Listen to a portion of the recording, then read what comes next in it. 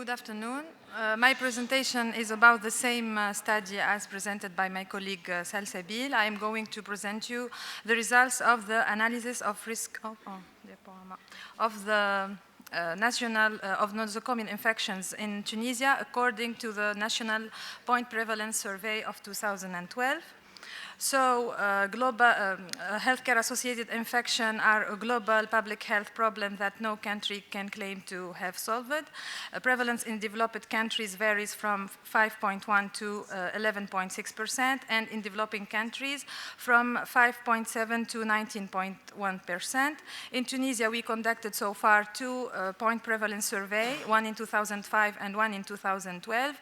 Prevalence was 6.6%. The impact of healthcare-associated infections imply a prolonged hospital stay, additional financial burden for health system, and unnecessary deaths. The impact of healthcare-associated infections is more severe among patients with more risk of healthcare-associated infections. Several factors can lead to healthcare-associated infections, regardless of the resource available, such as intrinsic factors like severe underlying patient conditions, extrinsic factors such as prolonged and inappropriate use of invasive devices, and high-risk procedures. In this context, I'm going to present you the results of our analysis. So the objective of this study is to identify the factors associated to healthcare-associated infections in healthcare facilities in Tunisia in 2012. So as presented in the previous presentation, it was a national point prevalence survey in 144 healthcare facilities, public and private, using CDC definitions, and data was collected from medical records and laboratory results. We used a standardized questionnaire, and for the risk factors, we recorded intrinsic factors like socio-demographic characteristics, age, gender, about underlying diseases, obesity, diabetes, malnutrition, immunodepression, neutropenia, McCabe score, and for extrinsic factor, details about surgery procedure and invasive devices like urinary catheter, arterial catheter central and peripheral, venous catheter central and peripheral, intubation and ventilation, parenteral nutrition, and suprapubic aspiration. We used Epidata 1.3 software and SPSS 20 for data analysis. To identify factors associated, we proceeded by a multivariate analysis using stepwise backward logistic regression.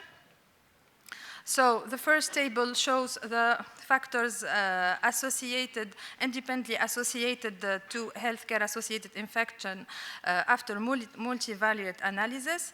So we can see that male, age group less than 1, immunodepression, malnutrition, and McCabe score are factors associated to an increase of likelihood of healthcare-associated infections. Patients who stay more than 7 days are more at risk of getting infected. And for invasive care, intubation or mechanical ventilation, urinary catheter, suprapubic aspiration, and peripheral venous catheter, central venous catheter are associated with an increased risk of healthcare-associated infection. So for age group less than 1, the risk could be related to the prolonged hospitalization and the immaturity of the immune system. Malnutrition, immunodepression, and McCabe score reflect the severity of underlying illness and the host vulnerability.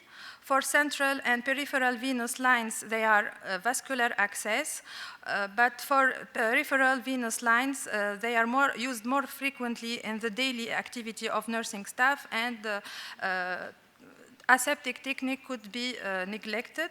For the urinary catheter, the risk also depends on the length of use. For intubation and mechanical ventilation, they represent a reservoir for bacterial proliferation, so they are risk factor for associated nosocomial pneumonia. And for the hospital stay, the longer the patient stay in hospital and the higher is the risk of getting colonized with multi-drug resistant bacteria, and the longer is the time period of insertion of devices.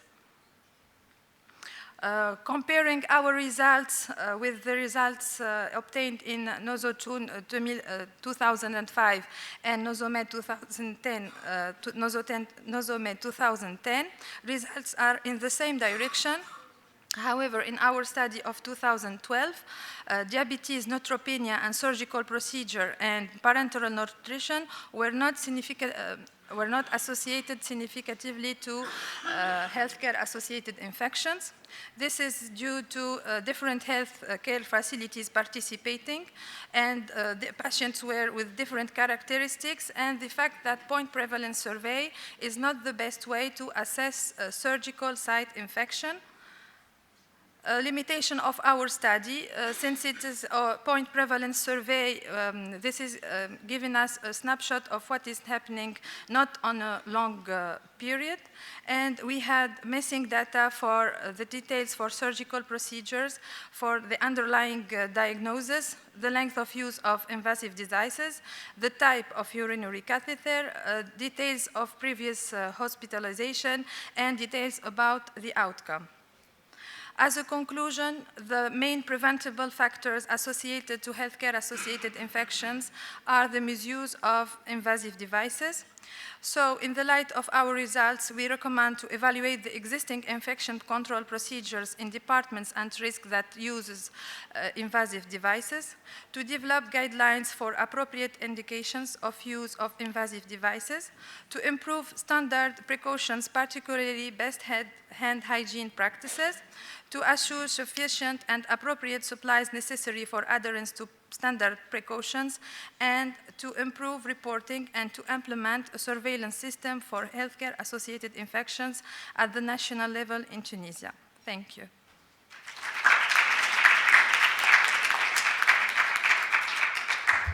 No question, but please, because we are out of time.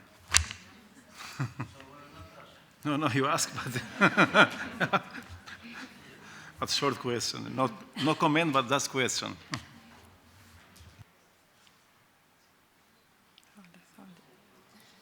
Yeah, a short question. Excellent, really interesting results. Of course, you found similar results when you did the study of several years ago. Why is you still seeing the same problems now, having seen the same problems before? How is these results going to be communicated in a way that will hopefully improve things in the future? Not an easy question to answer, but sorry, can you? So I'm just wondering, how will these results be used to actually really make a difference, really improve the situation? Because of course you saw the same things several years ago in the previous study, so it's not easy to make changes, but how are these being presented? Are you presenting them back to the individual clinicians as well as to policymakers? For the results, yes. Pour les recommandations? In fact, in Tunisia, we had a lack of a strategy for prevention of healthcare-associated infections. These results are to inform about the burden of the problem in Tunisia, and to reflect about the implementation of a surveillance system of nosocomial infections. A bit related to this, I have a question about the preparatory phase of the survey, because it's really a lot of work logistically, and also to use a common protocol and have everybody trained on how to conduct it. Can you tell us more about how do you do these steps, with which resources, and who takes care of this? For the investigators, yes. For the survey. For the investigators, they were one from medical staff and one from paramedical staff, but external to the healthcare facility. They were selected by the the regional directorate of health in each region.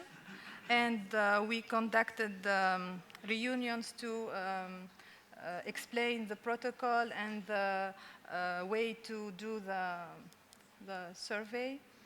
And that's it. Okay, thank you.